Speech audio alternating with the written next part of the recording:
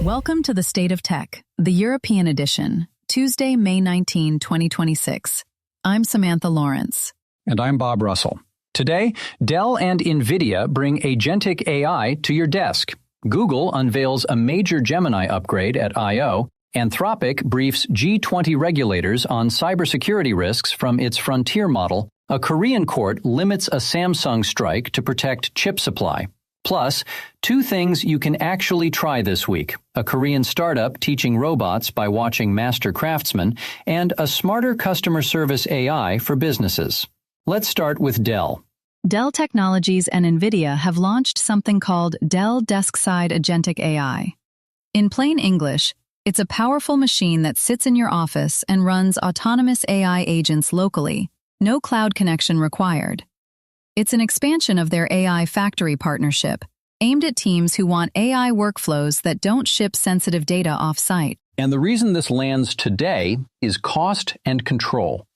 Cloud bills for running AI have been climbing fast. Companies are seeing latency problems, vendor lock-in, and growing unease about where their data actually lives.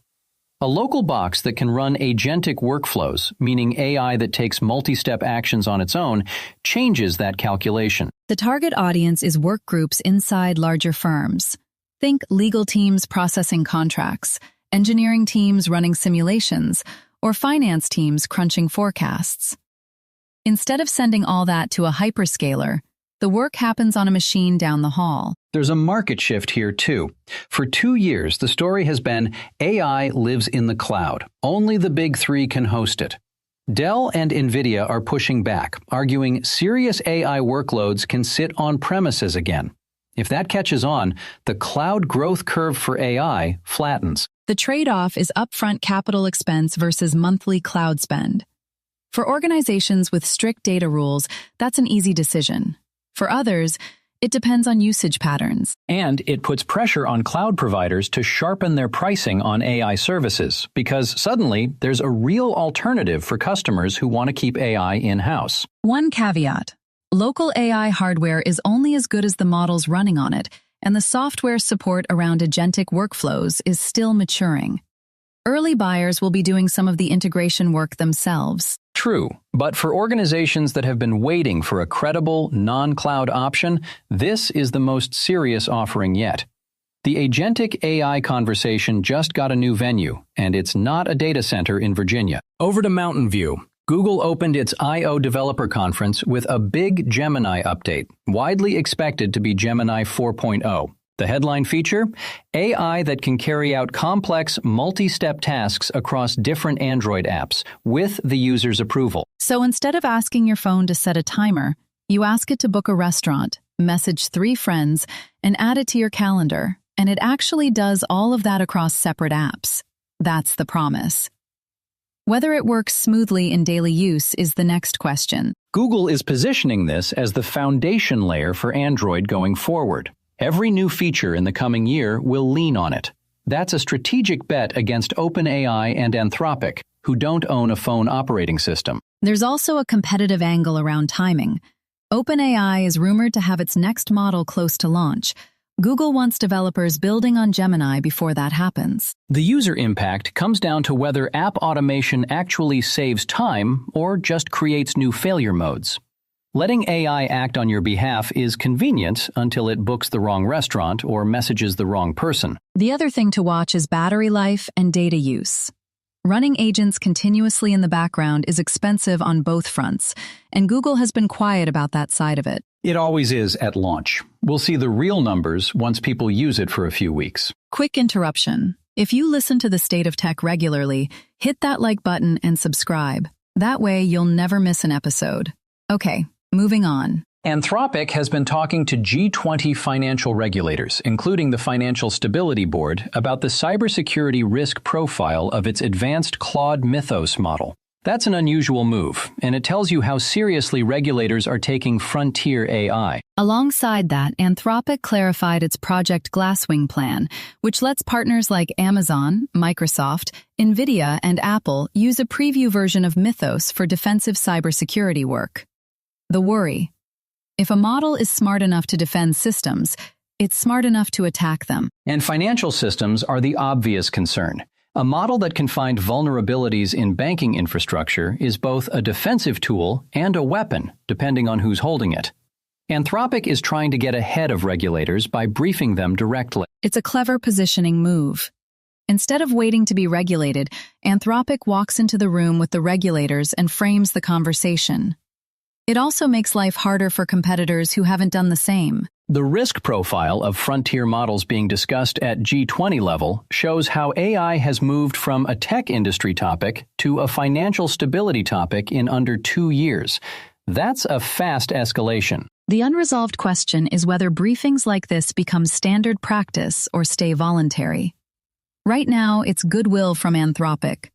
Tomorrow, it might be a requirement. And once it becomes a requirement, smaller AI labs without policy teams will struggle to keep up.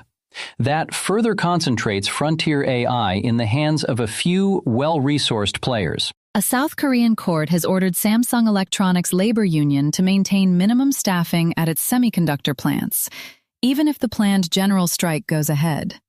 The ruling classifies key chip processes as maintenance operations, which under Korean labor law must continue. This matters because Samsung memory chips end up in roughly half the world's smartphones, servers, and laptops.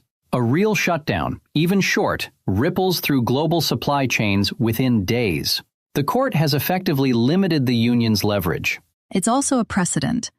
By labeling chip production as essential infrastructure, the court is signaling that semiconductors now sit alongside power and water in terms of strategic importance. That's a meaningful shift in how the industry is treated legally. The union still has options, but a full stoppage isn't one of them.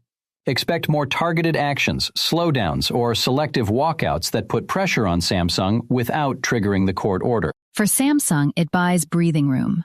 For workers, it raises the bar on collective bargaining in strategically important industries, not just in Korea. It also reinforces why the US, Europe, and Japan are all pushing for domestic fabs.